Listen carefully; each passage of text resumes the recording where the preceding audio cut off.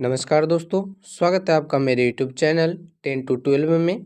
साथियों, आज के इस वीडियो में हम लोग पेडागोजी के 15 मोस्ट इम्पोर्टेंट प्रश्नों के साथ आपके सक्षम प्रस्तुत है। साथियों, यह वीडियो आपके 14 दिसंबर के एग्जाम के लिए काफ़ी महत्वपूर्ण रहने वाला है, जिसमें साथियों पेडागोजी के महत्वपूर्ण प्रश्न आपके सक्षम प्रस्तुत होंगे। तो हम लोग बिना समय गवाए साथियों चलेंगे आज के प्रश्नों की ओर। उससे पहले आपको एक छोटी सी बात बता दें, यदि आप हमारे YouTube चैनल पर नए हैं तो साथियों चैनल को सब्सक्राइब कर आप हमसे अवश्य जुड़ जाइए, ताकि यहाँ से साथियों 120 प्लस अंकों के साथ आप अपने सीटेट एग्जाम को साथियों पहले अटेम्प्ट में क्वालिफाई कर सके। साथ ही साथ साथियों, यदि आपको वीडियो पसंद आ रही होगी तो वीडियो को लाइक ज़रूर कीजिएगा और वीडियो के प्रारंभ में ही इसे अपने दोस्तों तक भी शेयर जरूर कर दीजिएगा।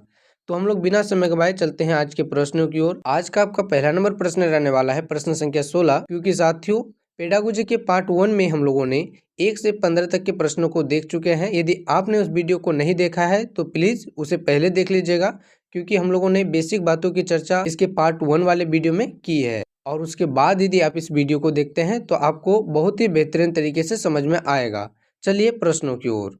आज का आपका पहला नंबर प्रश्न है साथियों, अपनी ऊर्जा बल को बाहर की ओर अभिव्यक्त करने वाले व्यक्ति का प्रकार होता है।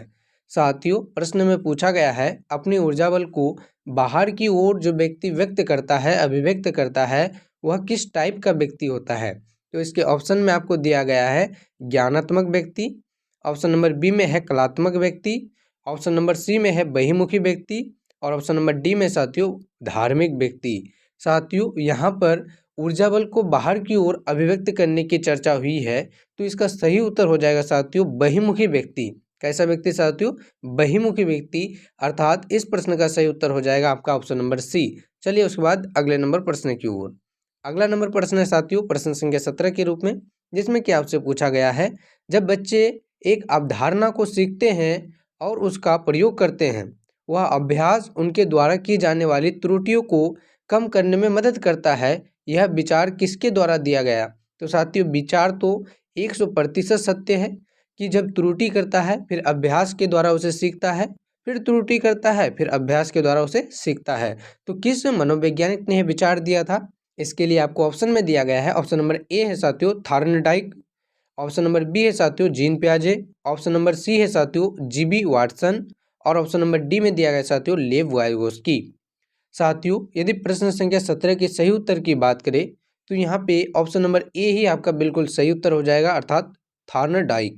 थॉर्नडाइक ने साथियों यह सिद्धांत दिया था, यह विचार दिया था। वहीं पे बात करें साथियों कि जीन पियाजे ने कौन सा सिद्धांत दिया था? जीन पियाजे जी ने साथियों विकास का संज्ञानात्मक सिद्धांत दिया था। कैसा सिद्धांत साथियों? संज्ञानात्मक सिद्धांत। वहीं लेव वाइगोस्की की बात करें तो यह भी प्रसिद्ध मनोवैज्ञानिक हैं और सीटेट के एग्जाम में साथियों इन तीनों मनोवैज्ञानिकों से आपके एग्जाम में साथियों 9 या 10 प्रश्न अधिकांशतः पूछे जाते हैं, तो इसे आप अच्छे से जरूर ध्यान में रखिएगा। ठीक है साथियों, काफी इंपॉर्टेंट है। बात करें लेव वाइगोस्की जी की तो इन्होंने सामाजिक सांस्कृतिक सिद्धांत दिया था, सामाजिक सांस्कृतिक सिद्धांत दिया था। काफी इंपॉर्टेंट है साथियों, आप इसे ध्यान में जरूर रखिएगा। चलते हैं उसके बाद अगले नंबर प्रश्न की ओर। अगला नंबर प्रश्न है प्रश्न संख्या 18 के रूप में, जिसमें कि आपसे पूछा गया है निम्न में कौन सा संवेगात्मक बुद्धि से संबंधित है? संवेगात्मक बुद्धि से कौन सा संबंधित है? तो इसके ऑप्शन से साथियों याद करना, ऑप्शन नंबर बी में है गतिक परिक्रमण, ऑप्शन नंबर सी में है विचार करना और ऑप्शन नंबर डी है साथियों सहानुभूति देना। यहाँ पे बात हुई साथियों संवेगात्मक, अर्थात एक प्रकार की इमोशन की साथियों जो सहानुभूति को व्यक्त करे। किसे साथियों? सहानुभूति को, अर्थात ऑप्शन नंबर डी यहाँ पे बिल्कुल सही उत्तर हो जाएगा साथियों संवेगात्मक बुद्धि से संबंधित सहानुभूति देना। ठीक है साथियों, तो आशा करेंगे कि यह भी आपको समझ में आया होगा। उसके बाद साथियों प्रश्न संख्या 19 में आपसे पूछा गया है एक आंतरिक बल को प्रोत्साहित करता है और व्यवहार पर प्रतिक्रिया के लिए बाध्य करता है, उसे प्रतिक्रिया को विशिष्ट दिशा उपलब्ध कराता है। तो इसके ऑप्शंस में दिया गया है साथियों अभिप्रेरणा, ऑप्शन नंबर बी में है अध्यवसाय, ऑप्शन नंबर सी में साथियों संवेग और ऑप्शन नंबर डी में दिया गया है वचनबद्धता।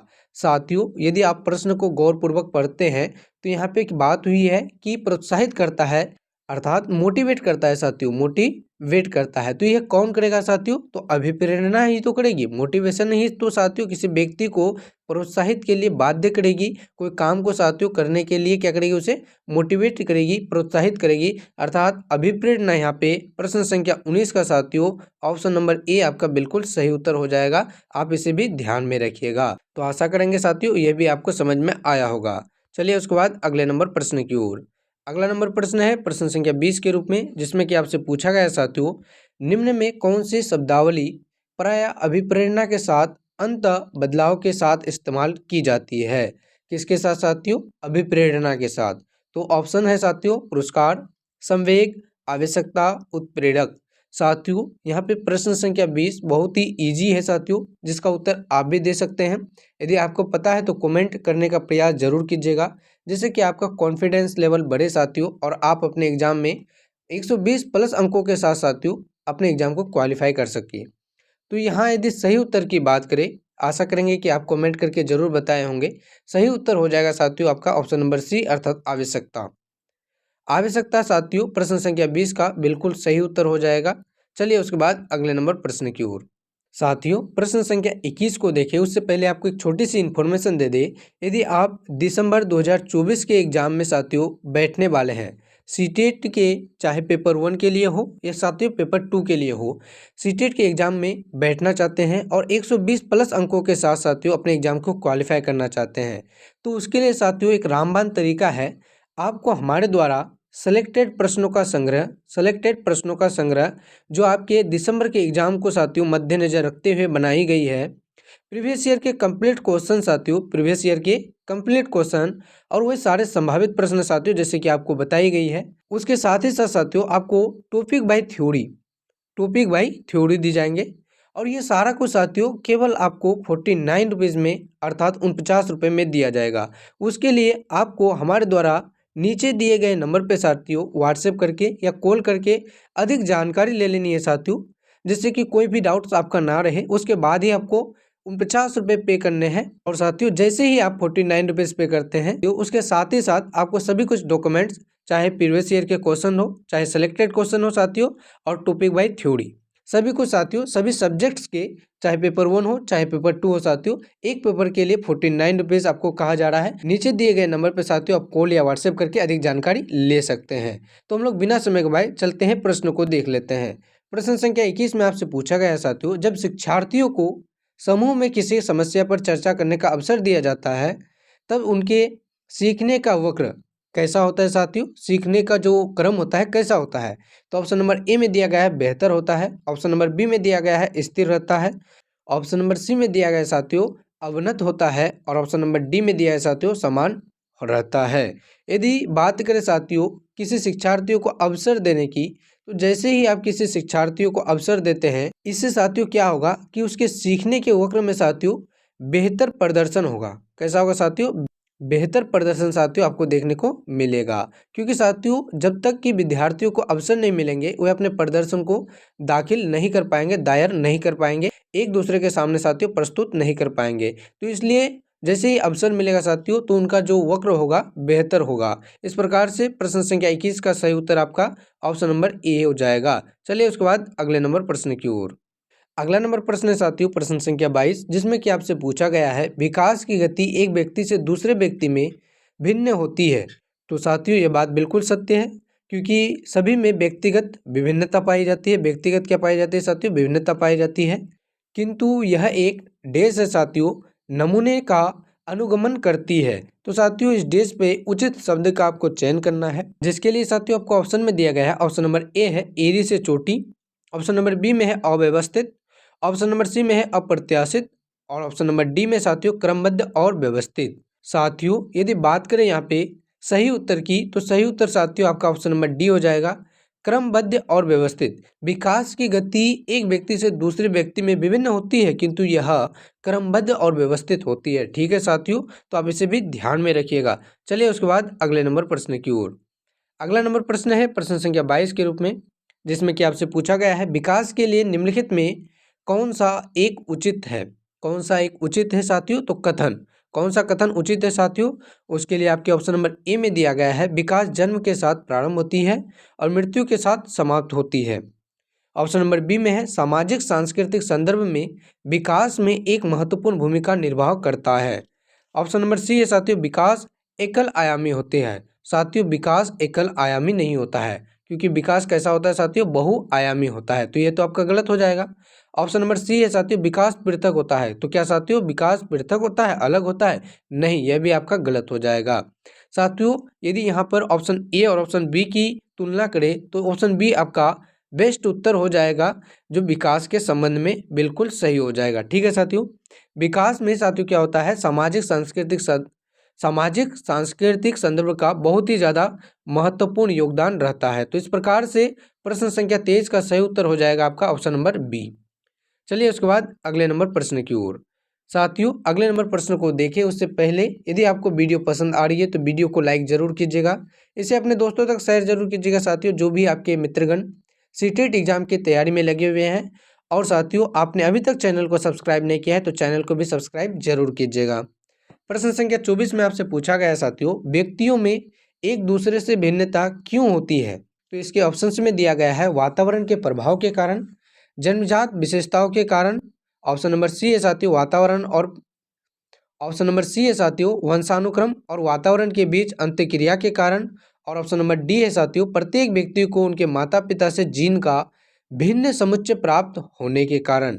यदि 24वां नंबर प्रश्न के साथियों सही उत्तर की बात करें तो यहाँ पे साथियों सही उत्तर हो जाएगा ऑप्शन नंबर सी, अर्थात वंशानुक्रम और वातावरण के बीच अंतःक्रिया के कारण साथियों प्रत्येक व्यक्ति में व्यक्तिगत विभिन्नता होती है या पाई जाती है। तो इस प्रकार से ऑप्शन नंबर सी आपका प्रश्न संख्या 24 का बिल्कुल सही उत्तर हो जाएगा। चलिए उसके बाद अगले नंबर प्रश्न की ओर।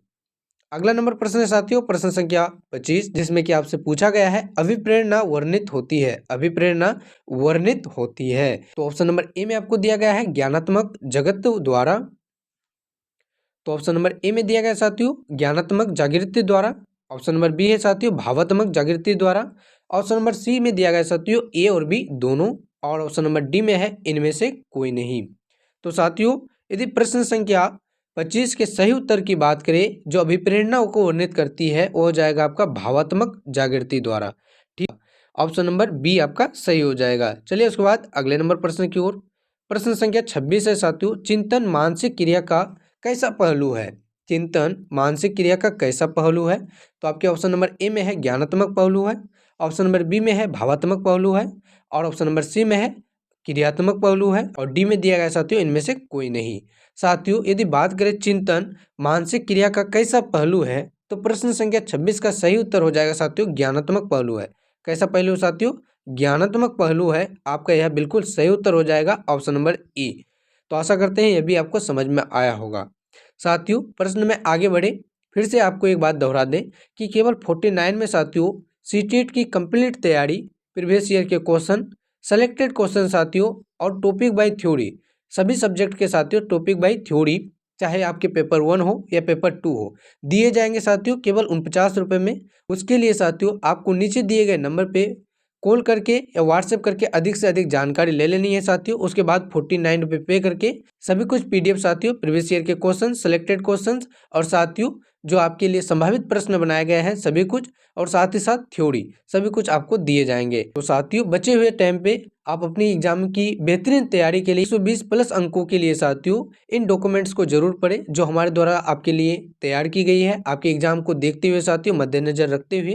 तो हम लोग बिना समय गवाए साथियों चलेंगे अगले नंबर प्रश्न की ओर। अगला नंबर प्रश्न है प्रश्न संख्या 27, जिसमें कि आपसे पूछा गया है, किस व्यवहारवादी ने कहा है, मुझे नवजात शिशु दे दो, मुझे नवजात शिशु दे दो, मैं उसे डॉक्टर, वकील, चोर या जो चाहूँ बना सकता हूँ। तो साथियों एक कथन तो बिल्कुल सत्य है कि यदि एक नवजात शिशु को साथियों जिस वातावरण में रखा जाएगा साथियों, बच्चा उसी अनुरूप बनेगा। ठीक है साथियों, तो यह कथन किसका था? इस मनोवैज्ञानिक ने साथियों, किस व्यवहारवादी ने यह कथन दिया था? उसके लिए आपके ऑप्शन में है, फ्रीमैन ने दिया था, न्यूमैन ने दिया था, वाटसन ने दिया था, और ऑप्शन नंबर डी में साथियों होल्जिंगर ने दिया था। साथियों यदि यहाँ पे प्रश्न संख्या 37 के सही उत्तर की बात करें तो वाटसन आपका बिल्कुल सही उत्तर हो जाएगा। जिन्होंने कहा था साथियों, जिन्होंने कहा था कि मुझे एक नन्हा बालक दे दो, नन्हा शिशु दे दो या फिर नवजात शिशु दे दो, मैं उसे अपने हिसाब के अनुसार अपने आधार पर साथियों डॉक्टर, वकील या चोर बना सकता हूँ, कुछ भी बना सकता हूँ।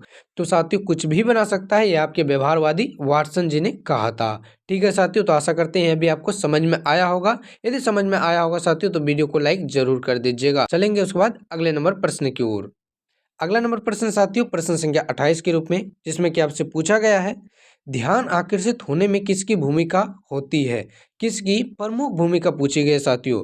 तो उद्दीपन की तीव्रता, ऑप्शन नंबर बी में है उद्दीपन की उपाध्यता, ऑप्शन नंबर सी में है उद्दीपन की विश्वसनीयता और ऑप्शन नंबर डी में साथियों उद्दीपन की सक्रियता। साथियों यहाँ पे प्रश्न संख्या 28 के यदि सही उत्तर की बात करें तो उद्दीपन की तीव्रता ध्यान आकर्षित होने में प्रमुख भूमिका निभाती है, इसलिए 28वां नंबर प्रश्न का सही उत्तर हो जाएगा ऑप्शन नंबर ए। उसके बाद साथियों प्रश्न संख्या 29 में आपसे पूछा गया है व्यवहारिक क्षमताओं में वह सापेक्ष अस्थायी परिवर्तन जो प्रबलित अभ्यास का परिणाम होता है उसे क्या कहते हैं। व्यवहारिक क्षमताओं में वह सापेक्ष अस्थायी परिवर्तन जो कि प्रबलित अभ्यास का परिणाम होता है साथियों उसे क्या कहते हैं। तो उसे अधिगम कहते हैं, अभिप्रेरणा कहते हैं, अभिवृत्ति कहते हैं या फिर साथियों अधिक्षमता कहते हैं। साथियों यहाँ पे प्रश्न संख्या 29 के यदि सही उत्तर की बात करें तो आपका सही उत्तर हो जाएगा साथियों ऑप्शन नंबर ए अर्थात अधिगम, साथियों यहाँ पे आपका बिल्कुल सही उत्तर हो जाएगा। चलिए उसके बाद आज के अंतिम नंबर प्रश्न की ओर। आज का साथियों आपका अंतिम नंबर प्रश्न है साथियों प्रश्न संख्या 30, जिसमें कि आपसे पूछा गया है और आपके एग्जाम के लिए साथियों काफी इंपॉर्टेंट भी है। प्रश्न में है साथियों 8 वर्ष के सुधीर की मानसिक आयु 10 वर्ष है, उसकी बुद्धि लब्धि अर्थात IQ आपसे पूछा जा रहा है। साथियों यहाँ पे बुद्धि लब्धि का यदि सूत्र की बात करें तो सबसे पहले तो आपको सूत्र जानना है, तभी जाके साथियों अलग अलग उम्र के हिसाब से साथियों आप उनका बुद्धि लब्धि ज्ञात कर सकते हैं। तो साथियों बुद्धि लब्धि बराबर क्या होता है, बुद्धि लब्धि बराबर होता है साथियों मानसिक आयु और साथियों उसकी वास्तविक आयु। साथियों मानसिक आयु बटे में उनकी वास्तविक आयु जिसकी भी पूछी जा रही है और साथियों गुने में 100। यह साथियों बुद्धि लब्धि का क्या होता है, सूत्र होता है। इसी के आधार पर साथियों आप किसी भी व्यक्ति का IQ निकाल सकते हैं, बुद्धि लब्धि निकाल सकते हैं। तो चलिए हम लोग किसका साथियों सुधीर का भी निकाल के आपके समक्ष प्रस्तुत कर देते हैं। तो साथियों सुधीर की बुद्धि लब्धि निकालने हेतु उसके लिए सबसे पहले सूत्र रखेंगे। सूत्र में पहले क्या होगा साथियों, पहले हो जाएगा आपका जो मानसिक आयु साथियों 10 वर्ष है, वहीं पे वास्तविक आयु उसका 8 वर्ष है और गुना में साथियों 100। इसे आप जैसे ही काटिएगा साथियों विभाजित करिएगा तो 25 चौक 100 होता है साथियों, 25 चौके 100 होता है और साथियों 4 दूना 8 होता है और साथियों 2 से विभाजित कीजिएगा तो 5 बार में 10 विभाजित हो जाएगा। यहाँ पे 5 को 25 से गुना कीजिएगा साथियों तो 125 आपको मिल जाएगा साथियों, अर्थात ऑप्शन नंबर डी। यहाँ पे साथियों ऑप्शन नंबर डी आपका बिल्कुल सही उत्तर हो जाएगा। किसके साथियों, सुधीर के बुद्धि लब्धि के संबंध में। आशा करेंगे कि यह आपको समझ में आया होगा और साथियों यदि कोई डाउट रहता है तो उसे कमेंट करके जरूर पूछेगा। तो साथियों आज का ये वीडियो आपको कैसा लगा कमेंट करके जरूर बताइएगा। उसके अलावा कोई भी डाउट रहता है साथियों तो उसे भी कमेंट कीजिए। वीडियो पसंद आई तो वीडियो को लाइक जरूर कीजिएगा। मिलेंगे साथियों आपके सीटेट की बेहतरीन तैयारी के साथ अगले वीडियो में, तब तक के लिए आपका बहुत बहुत धन्यवाद।